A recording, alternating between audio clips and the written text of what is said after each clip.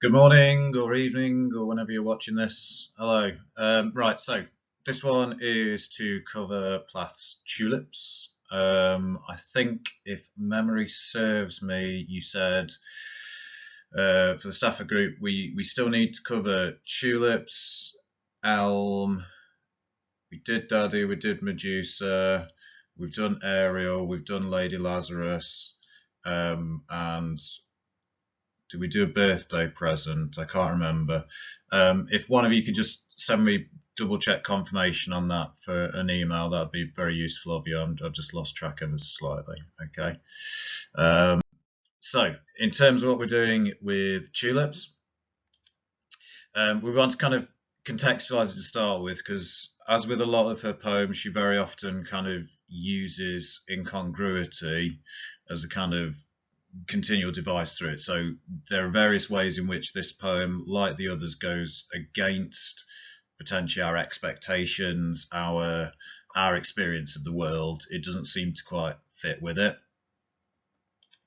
You want to think in terms of this poem, it's kind of a nice poem to do in many ways because there's a nice straightforward kind of comments you can make about how it differs in form to the other poems. Simply looking at it visually, it's quite different to some of the other poems. So we just want to kind of consider that. And then we're going to go through it kind of stanza by stanza with this one. I'm going to kind of start off giving you kind of lines of argument and terminology. As we go through, I'm going to kind of take the training wheels off slightly, and I'm going to kind of reduce the amount that I'm giving you at the start each time, so you're kind of pushing yourself around it. What you'll need to do here as well, obviously the different bits of terminology will come up. If it's a piece of terminology you don't know, you'll need to look it up, make sure you're kind of going through it, and kind of here with it. And there you go, the cat has come to say hello again. There we go. That was a very painful, cat. Why did you have to climb my leg like that? Anyway, yeah, so it's applying terminology, considering how those lines of argument might be developed and supported, what kind of evidence would kind of come in as you develop your points, okay? So first thing to kind of consider, and what I'd like you to do, I'll kind of give you these questions. What I would have done in class is got you to kind of discuss amongst yourselves briefly, but I just want you to spend a couple of minutes kind of thinking about these before we move on, because I think placing your own expectations next to the poem is quite useful in understanding it, and kind of thinking through it. So the first thing you need to kind of think, well, have you ever been into hospital? Because the poem is set within the hospital. It's Plath following a relatively routine operation, but she's in hospital for a while afterwards. And it's her kind of experience of the hospital setting. So think in terms of your own hospital setting. And think in kind of a general sense as well, is there a comfort in having all responsibility stripped from you, or can that be actually kind of scary in certain ways? Does that reduce your level of kind of control? And again, you might think of examples of this. How does it feel to look upon a gift somebody from somebody who's left you? That could be either a girlfriend, boyfriend, a relative, in various different kind of contexts. There's no kind of fixed context to this. So have a think around it, and exactly what your kind of response in relation to that would be. Okay, so I want you to pause me just for a couple of minutes, while you just have a think around that, just to set it into context. Okay, so I mean, what you might kind of consider here, again, it's just about placing it into context in terms of what she's doing.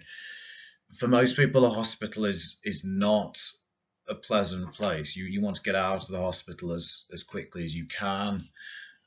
There's something kind of sterile and impersonal about it. Obviously, you're being treated for something.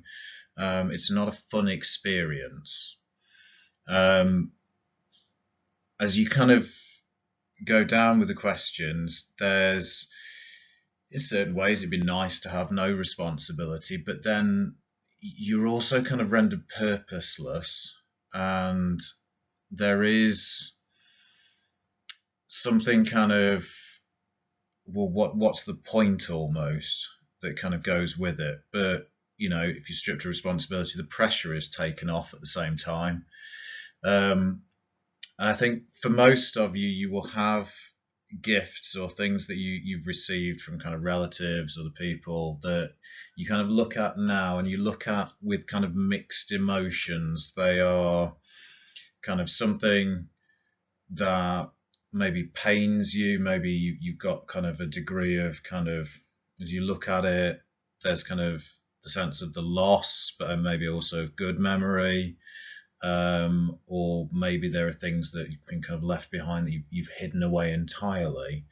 So all of these questions become pertinent to kind of the poem. She's in the hospital setting. In many ways, she is kind of pleased with the stripping of responsibility from herself. You have the tulips, which, if you kind of research a bit around the kind of background to the poem, they're a gift from Ted Hughes whilst she's in the hospital, as she kind of looks back on this experience of being in the hospital. And this gift, which obviously tulips are nice, they're very pretty, but they become something kind of destructive and painful to her. So you want to consider that disturbance, essentially. The next thing you obviously need to do is have a quick listen to or read through the whole poem. Make any initial notes you want alongside. But before we start going into it, I say if you just Google search, a YouTube search, then you'll find the version of her reading it herself. If not, if you'd rather just read through it yourself, that's fine. But have a quick listen now quickly before we move on, okay? Or read. Okay, so the first thing to kind of think about the poem and to kind of question in an overall sense is, in what way does this differ to the other poems in the collection, and in what ways is it the same? So think here, and I'll give you a kind of a couple of overall points. And again, I want you to then pause, think about it, make any pre-notes in relation to this. Think about it kind of structurally. Think about other poems we've had, like Lady Lazarus and Ariel. How do they move in terms of the movement from powerlessness and pain to empowerment? Think about the stanza structure. So what is different about the stanzas here? Why might that be happening? Just think in an overall sense, because as you contextualize and you introduce this when you're doing your coursework, you will want to be able to give a kind of a brief outline of the kind of the hows and the whys of the poem and how it fits into the overall collection, essentially. So again, just have a quick think about it in an overall sense with those kind of brief guidance points. Then I'll quickly go through it. Then we'll go into the stanzas. Okay, so in many ways, this reverses the structure of some of the other poems. So if you think about Lady Lazarus, she's in a kind of victimized position. If you think about Ariel, that kind of stasis in darkness. She starts in this kind of pained position, and she grows out of it. And as the poem progresses, she escapes from this kind of poor mindset, essentially. Whereas Tulips kind of reverses this. Tulips, yes, the tulips are there at the start, and yes, they're a disruptive force. Don't get me wrong, I'm not kind of taking it entirely out, but at the start of the poem, you actually get the greater sense of tranquility. Whereas as the poem progresses, this sense of tranquility kind of slips away for Plath, and the tulips become increasingly disruptive and disturbing as the poem goes on. So we've got that kind of reversal in structure, you might mention, The other thing with the poem is obviously the stanzas are much longer than a lot of the other poems. And what you've hopefully noted is that each of the stanzas is end stopped. So you don't get the same kind of run on between lines, between stanzas as you get within the other poems. Now, there's various different ways to look at that. You can read up around the structure and form, but generally think about that overall hospital setting, the kind of control and tranquility that Plath's kind of seeking. And in many ways, this reflects that because she is, it's a poem that is more controlled, is more kind of rigid in structure than some of the other poems in her collection, and in which case it kind of reflects that kind of ideal controlled environment where the others are all about kind of gradually escaping and becoming empowered. Okay, right, so we then move into the different stanzas. As I say, I'm gonna, for the first kind of 4 or 5 stanzas, I'm going to give you lines of argument and terminology. As we go through, I will give you kind of various other bits. Take away even various other bits. Okay. So with the first stanza, you want to look back over it, and it's in many ways you can make the argument that for the poetic voice of this feeling of peace seems to be something new. They've never experienced it before, or at least only in a limited sense. That they want to get rid of those images of the outside world to kind of become one with the image of purity of the hospital setting itself. Okay, there are links to kind of death within the poem, but unlike some of the other poems in the collection as well, it's not necessarily that Plath wants to literally die here. It's that she's more interested in kind of the peace that she might be offered. And the tulips here, we get the initial introduction of them as a symbol that runs throughout the poem. They are kind of an imposition. They're a symbol of the outside world. They cut into this, okay? Now, terminology you might apply here, it's not an exhaustive list. This is just to get you started, okay? You might talk about the use of metaphor. You can talk about the symbolism overall. You can talk about the verb choices at various points. What can you say about those verbs? You can talk about the use of imperative within this. You can talk about the use of the kind of end stopping. You can talk about the use of the color imagery. Oh, and we kind of want to go back from that. Okay, it looks like with the kind of recording, I cannot make it go back from that. So you just have to kind of skip back in the playback and just put it back on the previous slide with it. I don't know. I'm still new at kind of doing this, I'm afraid. So have a look at it. Consider those different lines of argument. See where you think you can apply that kind of terminology, what you can say about specific parts of that first stanza. I would like you to spend kind of about 5-10 minutes looking at that first stanza, making sure you can apply that terminology, you can identify features that you would draw out, and then we'll go back through it. So I want you to pause me for a minute, then we'll go through it, then we'll go on to the next stanza, okay? Okay, so with that first stanza, I mean, central to it is that kind of contrasting color imagery. The tulips, which, yes, we haven't had that introduced yet, but we know later on they're red. That kind of stark contrast is set against the white. So it's a kind of startling color image that cuts through this. Now, as you look at it, you get that kind of personification of the tulips as well. They are too excitable. So that intensifier, they cut into her tranquility. The tulips are kind of foregrounded within this poem. The most of that stanza is about the peacefulness, about the kind of tranquility she's managed to gain. But the opening image, what's foregrounded within the poem, is the tulips. You get kind of various different metaphors that run through this. It's winter here. They are metaphorically snowed in even.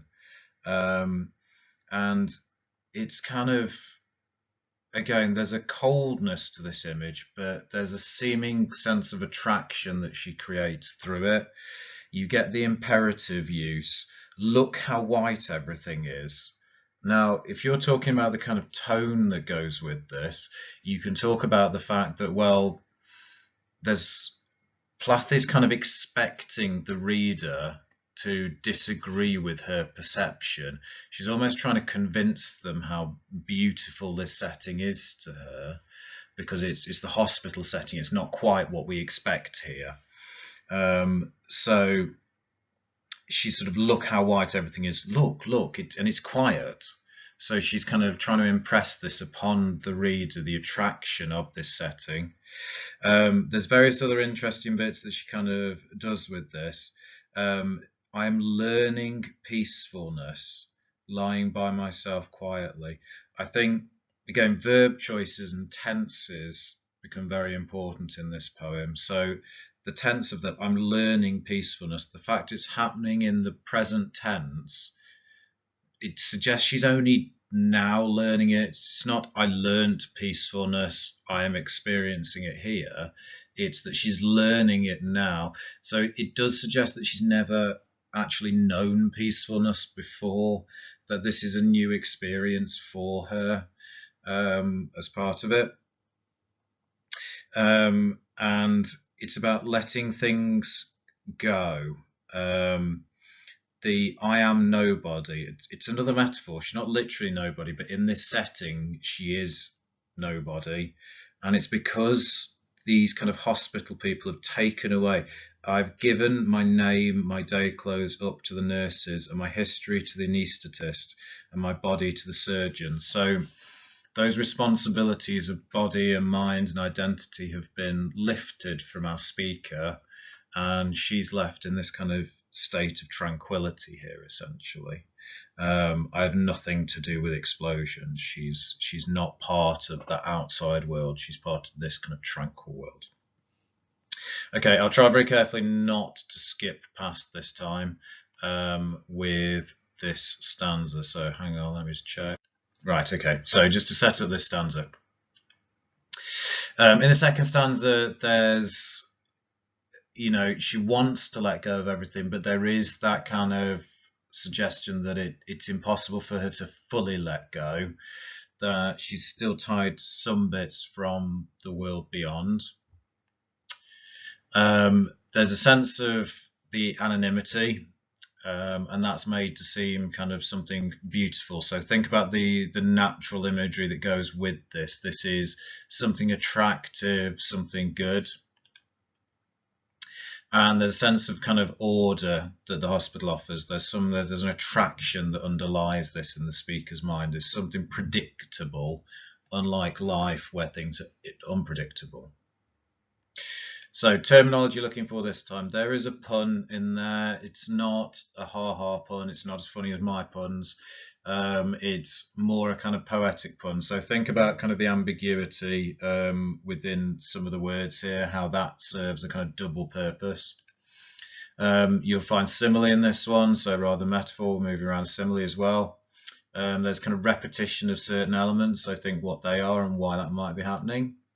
Again, think about foregrounding, think about what images she places first in some of the lines, why that might be important, how it kind of creates a sense of the tone. There's the personification that runs through it. And finally, for this one, just look for the modal, try and find our modal verb in there, think about the effect of that. As I say, not an exhaustive list, but make sure that you're able to find those things, okay? Again, so just spend 5 minutes, look at the stanza, break it down, be able to talk about it and apply the terminology. Don't just wait for me to tell you. That kind of defeats the purpose, because you're going to have unseen texts in the exam. You need to learn to do this without just being told it, because nobody's going to sit next to you in the exam and go, this is this, okay? Okay, so with this stanza, you want to think, again, there's that seeming relaxation, essentially. You get that opening image of her lying in bed. She's been reduced to a kind of object. She's just an eye. like an eye between two white lids, but it won't shut. So the image of the eye is an important one because it won't shut out everything. And this is where you get the kind of the pun and also the foregrounding here. Stupid pupil. And then you get the kind of caesura because we get a kind of a comma coming in there. And it sets off the pun and the double meaning potentially here. Stupid pupil, it has to take everything in. So it's both that she can't shut out, she can still see things beyond within the image, and the pupil is her eye. It's also her failure to kind of learn here. There's a pun on it. It can be pupil not just as in eye, it can be pupil as in school pupil. So the image becomes something kind of more kind of dubious. It's about her learning in the stanza before. The nurses themselves, within the context of the poem, they pass and pass. It's kind of, you get the repetition. They simply pass her by, and there's a comfort in this. And they are described as kind of gulls with their white caps. There's something natural. It's even, they're anonymous in the same way that she is. It's impossible to tell how many there are. So again, it's about her kind of creating the attraction of this image of the hospital against potentially our expectations. Okay, we go on to the third stanza. So with this third stanza, again, I'm still giving you kind of ideas or arguments. So Plath's speaker, she revels in her kind of depiction of herself as an object. She enjoys it. She kind of, it's quite clear in the imagery she uses. Because it liberates her from the pressures of life. She likes it because this pressure is taken away from her, and that is a good thing. And those things the reader, say, might expect her to fear. So again, think about your experience in hospital settings. I bet most of you dislike needles. Think about how they have been kind of depicted here. Okay, one second.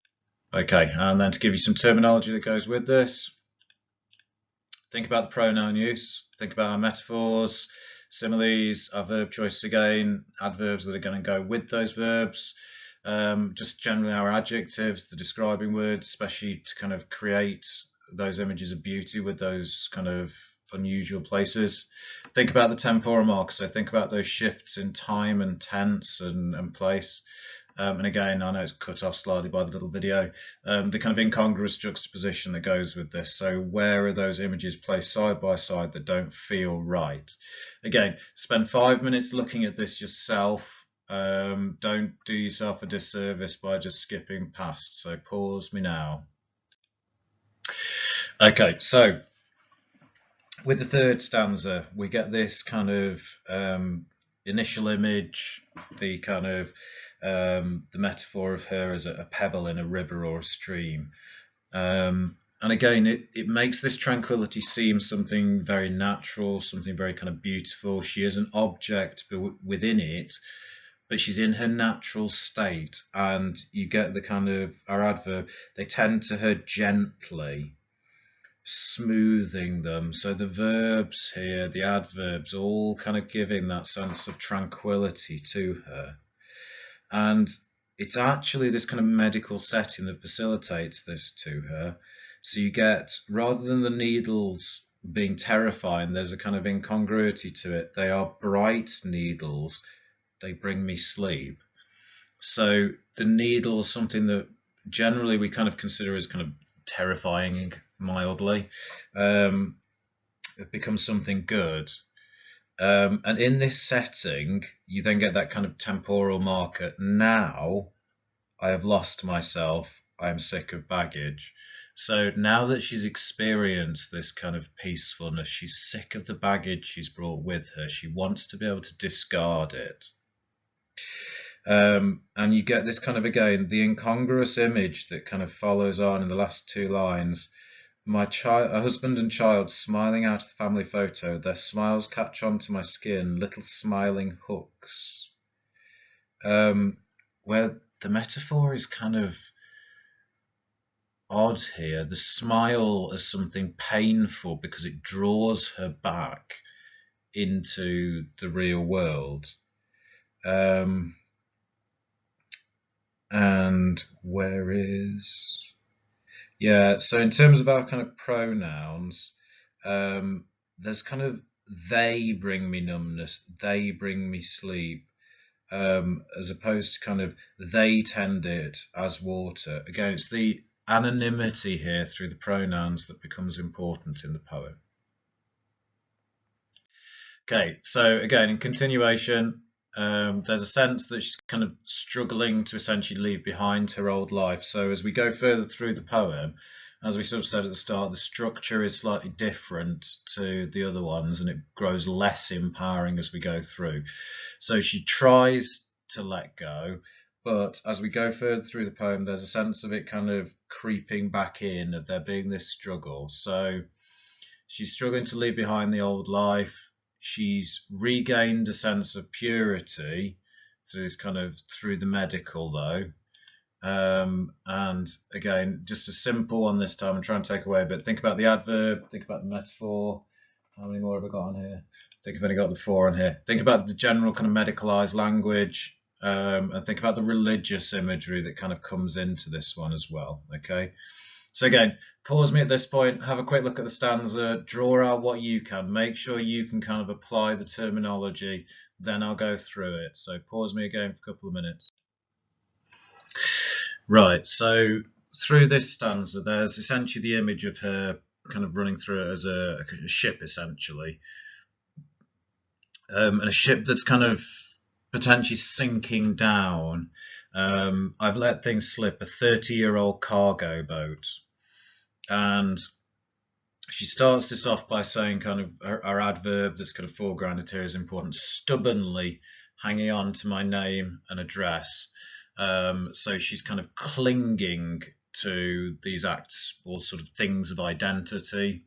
And then as it goes through, she's been swabbed clean. She's on this green plastic pillow trolley. So you get the kind of medicalized language, this medical space is cleansing her. And she's now kind of sinking out of sight, the water going over her head. She's almost drowning, but in a pleasant way. The drowning image is kind of almost more baptismal than it is of drowning. And it kind of then follows into, I am a nun now. So again, we could argue there's a kind of pun on this as well. She's both the kind of religious nun with their kind of image of purity, but she's also aiming to be nothing, remember, so she is none, she's nothing there. And she's never before been so pure. So the adverb again, never been so pure, where it's all about her kind of closing down here. She's sort of recognizing that this place is changing her, and this is the best she's been as she's kind of gone through her existence, essentially. Right, let's move on to the next stanza. So with this one, I'm not going to give you lines of argument. You want to learn how you're kind of contextualizing your lines of argument. We want to move away from simply kind of dropping in a piece of evidence and then talking about the evidence. Under AO1, you're being marked for kind of creating a line of argument, for contextualizing, for making that fluent, okay? So I would always suggest that you start with kind of Plath does this. It's not necessarily that it is Plath, but Plath does this. She's in control, because then you're talking about the narrative methods and you're keeping it analytical. And then I will give you the terminology for this one. Okay, so sorry, I have to keep pausing while I just check how much is on there so I don't end up skipping slides again. Okay, so this time you're looking for kind of negation, so where she's kind of putting a negative in there. Intensifiers becoming important. Think about adjectives again, think about metaphor, think about similar use, think about caesura, think about the conjunction use here, and look where she's using kind of asyndetic listing. Okay, so you decide what you think your lines of argument are going to be. They're going to be kind of continuations on the same kind of theme, but how can you kind of develop on that? And when you've done that, just kind of go through, make sure you're able to apply this terminology so you can show your knowledge that you're going to be able to do this with unseen texts as well. Okay, so within this kind of stanza, think about that kind of first bit, the denial of the tulips, that negation on it. I didn't want any flowers. That again, it comes down to the idea of them as an imposition here, as something kind of disturbing to her. And you get that kind of imagery, both of emptiness but of holiness as well. There's almost a kind of prayer image here, her holding up her hands empty and utterly empty. The kind of intensifier there to be utterly empty. And you get this kind of turnaround as well as you go through. How free it is. You have no idea how free. You get that direct address to the reader, sort of suggesting they don't understand her perspective here. And the peacefulness is so big. So again, that intensifier that it metaphorically kind of dazes her. It's so astounding to her, she can barely take it in. And she imagines that the dead too feel this. And again, this peacefulness of death becomes attractive, that she's finding in the hospital, though don't necessarily overextend this, but she's imagining it's like the dead. And it's like a communion wafer. So she's presenting it again with that religious imagery, a religious purity that goes with this emptiness, and it's something beautiful to her. Okay. So same again with the next stanza. I'm going to give you no lines of argument. Think about what you're arguing here. And then I'm just going to give you terminology, and then I think it's the next one or the one after. I'm not even going to give you the terminology. You've got to start thinking, well, what from before can I use? What from elsewhere that I've come across can I use to kind of apply to this? So again, look for intensifiers. She's kind of using them quite a lot through this poem. Think about the personification, the tulips coming into it, the personification becoming more overt. Similarly, your adjectives again, your metaphor, and then think about kind of antithetical images here, those kind of contrasting images. So again, 5 minutes, draw out what you can get, keep pushing yourself as if it was an unseen text with a bit of guidance here. Okay, so what you'll note within this stanza, hopefully, is that the tulips suddenly become a far more imposing, more aggressive kind of force here. They're too red. They literally hurt her, and we get this kind of personification. You can hear them breathe lightly through their white swaddlings like an awful baby. Now, this is the first time that kind of the tulips are more explicitly linked to her outside world. The link to them as like an awful baby through the simile, and the reference to the white swaddlings kind of links the pressures of her as a kind of mother figure, and how that's kind of hurting her. And there's a kind of sense that their presence links to her own wounds here. They talk to my wound, it corresponds, so they pain her, and they become ever more kind of disruptive. They become a weight sinking around her neck, kind of dragging her down. Again, it's a drowning image, but this time the drowning image is far more disturbing. So where in the fourth stanza it's kind of, I sink out of sight and the water went over my head, I'm a nun now. This time she's being dragged down. It's not a gentle drowning. It's a dozen red lead sinkers round my neck, kind of weighing her down. So it becomes far more kind of threatening within it. Right, okay. So with stanza 7, again, no argument. This is the last one where I am going to give you any terminology as well. Think about the temporal markers as you look at it. Think about the personification again. Where can you spot it specifically? Think about your adjectives. Think about the tense changes through this. So how are we moving between tenses at various points? And again, think about our adverb choices, okay? So again, pause me, have a look at it, do your own notes to start with, then we go. Okay, so as we move into this one, again, you're thinking about that kind of continuation on the way that the tulips are imposing upon her, and there seems to be that kind of change of the perception of herself. So images that before appeared relaxing now appear kind of self-destructive. They appear disturbing here, rather than having that kind of same attraction that they did before. So nobody watched me before. Our tense there, placing it in the past tense, before she was kind of free and she didn't feel the pressure. Now, so now we move into the present tense. Now I am watched, and it's the tulips that watch her, the tulips that are judging her, that link back to the family that's behind her. Um, the tulips turn to me, and the window behind me, where once a day the light slowly widens and slowly thins, and I see myself flat, ridiculous, a paper cut shadow.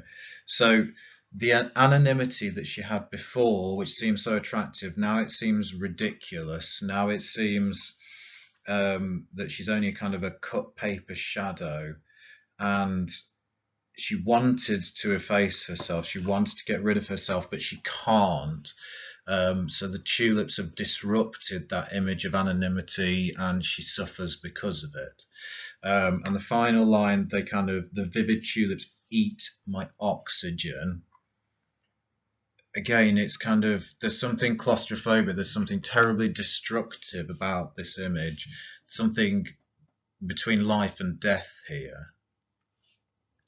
Okay, so last couple of stanzas for the poem. This time it's stanza 8. You make the line of argument, you add the terminology. You want to be kind of building around this, so spend a bit longer if you need. If you've kind of got a piece of terminology in mind, Google around it, try and find the terminology, but see what you can apply yourself, how you can kind of clarify it. It's practice makes perfect, kind of picking bits out and applying this terminology. So work on it now as part of it. So pause it again. I'll come back to you in a few minutes and kind of go through it. Okay, so with this one, it does become a kind of continuation of the kind of previous. So the tulips are again personified as a kind of antagonist figure here. And the air that was calm before, so again, tense changes become important, and the air that was calm before is now kind of disrupted. So before, coming and going, breath by breath, this kind of pleasant repetition, that kind of common collocation of coming and going, and it's without a fuss. Then we get our kind of discourse marker. Then the tulips filled up the air like a loud noise. So they become, through the simile, something disruptive. And you get the repetition of the kind of snags and eddies, snags and eddies. And snags is an interesting kind of word choice here. You've got to think about the kind of phonology to it. You've had coming and going, breath by breath. Now you've got snags as a word where it's got a very strong ending plosive sound, and it cuts into the kind of tranquility here. So breath has got a plosive sound as well. It's got the B at the start, but snags at the end here, the G also counts the kind of plosive sound. Snags, eddies and eddies. So it really cuts in. It becomes a disruptive sound in the kind of auditory sound that goes with it. And they concentrate my attention that was happy, playing and resting without committing itself. So again, tense is important. She was happy, past tense. Now the implication is that she's not. It's been disrupted. And then for the last time, stanza 9. So think what you're going to kind of draw out of this one. That kind of final stanza. So how does she leave the poem here? How does she kind of close it off? Okay. So pause me again for a bit, see what you can get from it. Okay, our final stanza then. So remember at the start of the poem what kind of season it was. We had the kind of winter. It was winter here. Now, towards the end of the poem, with the imposition of the tulips, the walls also seem to be warming themselves. So that kind of beautiful coldness and tranquility she had before is being lost, and a warmth is kind of cutting into this. And she continues the personification even. The tulips should be behind bars like dangerous animals. They're opening like the mouth of some great African cat. So we get the kind of similes that go with it. They've become ever more aggressive. They're very predatory. They're very kind of disruptive as it. And she's aware of my heart and she's sort of thinking here of her heart as kind of her love, her family, and that awareness growing back within her again. She's not just aware of her heartbeat, but the kind of metaphorical implications that go with it. And it opens and closes its bowl of red blooms out of sheer love of me. So we get this kind of blending of the tulips image with the image of her own heart opening up, and kind of reawakening this within her. And the water I taste is warm and salt like the sea, and comes from a country far away as health. So this idea of her health being kind of lost here, that it's now a far away place, that the kind of imagery of salt liquid associates then with kind of blood imagery, or the imagery of kind of sweat, but she's been taken from this initial starting point in the poem to a kind of darker place by the end of this. Okay, so in relation to you lot, uploading, remember the History Boys stuff as well. Be looking at that, please. You're working towards both courseworks. This one will be in sooner than the History Boys one, because obviously that has to build in Prime Miss Jean Brodie for the comparison. So we've got a couple more poems that we'll do, and I'll kind of upload stuff around them, but we need to start thinking in the nearish future about kind of getting our drafts together, okay?